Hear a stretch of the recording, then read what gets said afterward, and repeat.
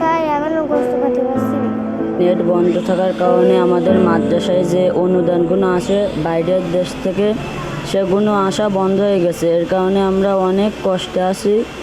আর আমাদের এখানে যে পোশাক আশাক এইগুলো আমাদের বন্ধ হয়ে গেছে। আমাদের প্রায় প্রতি সপ্তাহে 2-4 জন ছাত্রের জন্য পোশাক পাঠাতো, অনেকে পোশাক দিত, সেগুলো বন্ধ হয়ে গেছে। প্রায় 3বার খাতাম মাংস, এখন আর বেশি খাতে পারছি না। গত 9 থেকে 10 দিনের মধ্যে ছাত্রদের কোনো মাংস ভাত খাওয়ানো হয়নি। মানে আগে প্রতি সপ্তাহে 2 থেকে 3 দিন মাংস ভাত হতো, তো এই 9 থেকে 10 দিনের মধ্যে কোনো মাংস ভাত হয়নি। এটা একমাত্র কারণ হচ্ছে গিয়ে নেট বন্ধ থাকা এবং বিদেশ থেকে বা দেশের বাইরে থেকে অনুদান আসে। অনুদানের উপরে নির্ভর করে আমাদের মাদ্রাসা প্রতিষ্ঠান চলতেছে। অনুদান বন্ধ হয়ে যাওয়ায় ছাত্ররা মানে আগে ভালো খেতে পারতো, তো এখন ভালো খেতে পারেনি।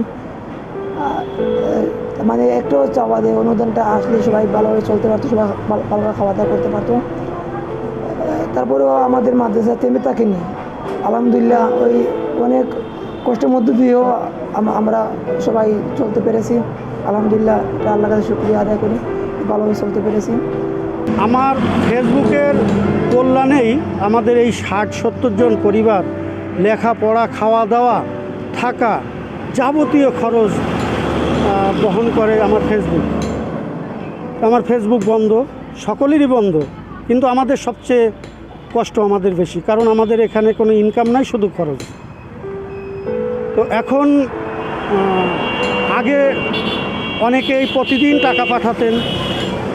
আমি যাদেরকে মেসেজ দিতাম, আমার প্রিয় মানুষগুলো যারা দাতা সদস্য, তাদের এখন আর মেসেজও দিতে পারছি না, তারা আমাদের কার্যক্রম দেখতেও পাচ্ছে না। তারপরেও এই কয়েকদিনে লন্ডন সহ কয়েকজন টাকা পাঠিয়েছে কিছু, কিন্তু তাতে তো খুব একটা আগচ্ছে না। আমাদের বাচ্চারা এখন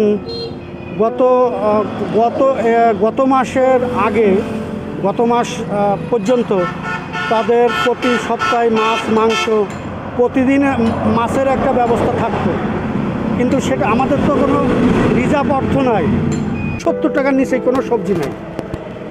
তো এই যে প্রতিদিন 200 মানুষের মুখে আহার তুলে দেওয়া, ভাত তো খাওয়াতে হবে, ভাত রান্না করতে হবে, ঝাল লবণ দিয়ে খেলেও ঝালের কেজি 300-400 টাকা।